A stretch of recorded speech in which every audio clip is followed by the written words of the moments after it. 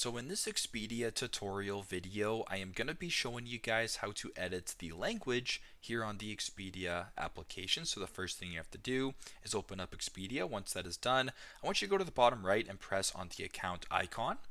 Once you're on the account icon right here and you want to change the language, simply where it says language right here, for me to actually default to English, but press on English right here.